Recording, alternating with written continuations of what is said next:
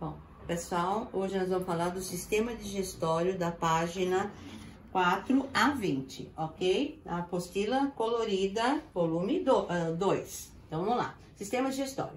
A mastigação é o começo de tudo. A mastigação é o início da digestão. Os dentes trituram os alimentos para que ele fique mais fácil de engoli-lo. A mastigação faz parte do processo de digestão mecânica, aquela que apenas rasga os alimentos sendo triturado pelos dentes. E a digestão química começa quando a formação do bolo alimentar com a quebra do amido pela saliva produzida pela glândula salivar. Esse processo se estende até o final do sistema digestório. A digestão é necessária para que as macromoléculas, pedaços grandes, sejam reduzidos em nutrientes simples e absorvidos pelo organismo humano.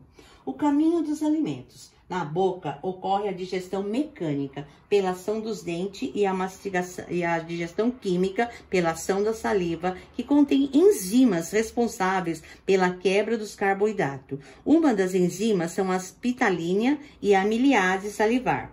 Após a formação do bolo alimentar, o alimento é transportado para o estômago através do tubo digestivo chamado de esôfago. Neste caminho não ocorre nenhum tipo de digestão, apenas o deslocamento do bolo alimentar através do movimento peristáltico que se estende até o fim do processo digestivo. Esses movimentos empurram o bolo alimentar ao longo do aparelho digestivo. Quando os alimentos chegam ao estômago, continua a digestão química, para que haja a absorção dos nutrientes. Uma vez no estômago, o suco gástrico auxilia na quebra das macromoléculas dos alimentos. Nesse órgão atua uma enzima, a pepsina, que quebra as proteínas e resulta numa massa branca e pastosa chamada quimo.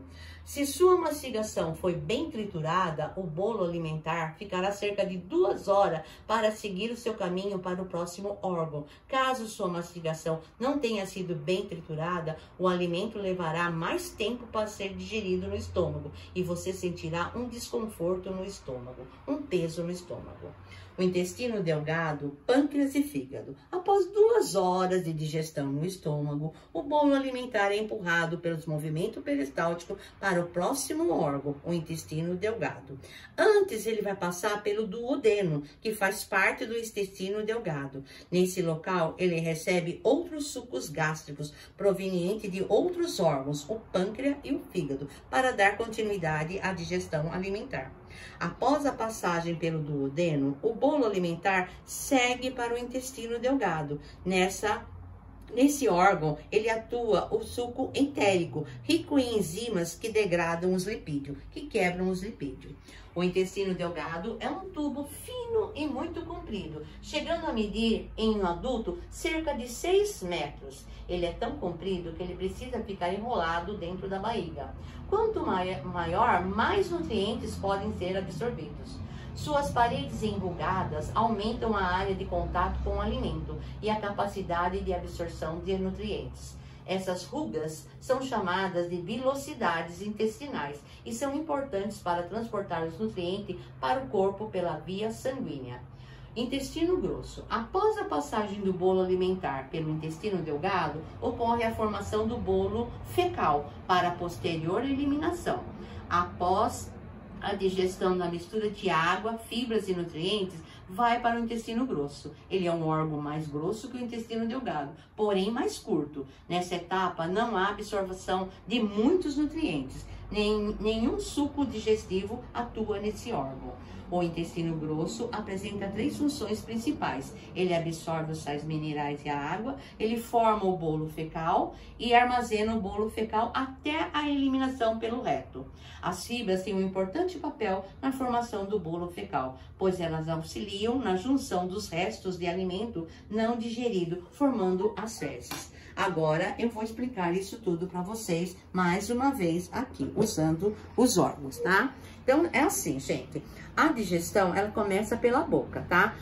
Quando eu mastigo o meu alimento, quando eu rasgo o meu alimento, eu corto o alimento, eu tô fazendo uma digestão mecânica, tá? Eu tô fazendo a digestão mecânica.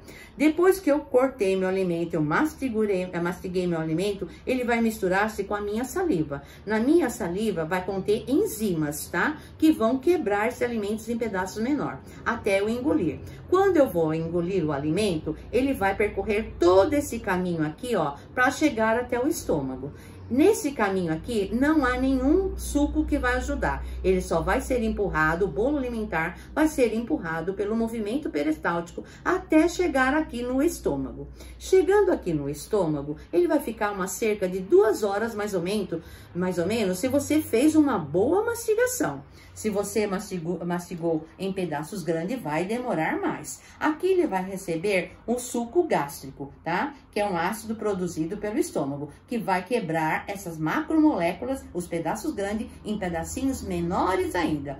Bom, depois de 2 horas de digestão, ele vai novamente percorrer o seu caminho, tá? Antes de chegar no intestino delgado, ele vai passar por um outro caminho, que é o duodeno. Aqui no duodeno, ele vai receber 2 tipos de ácidos.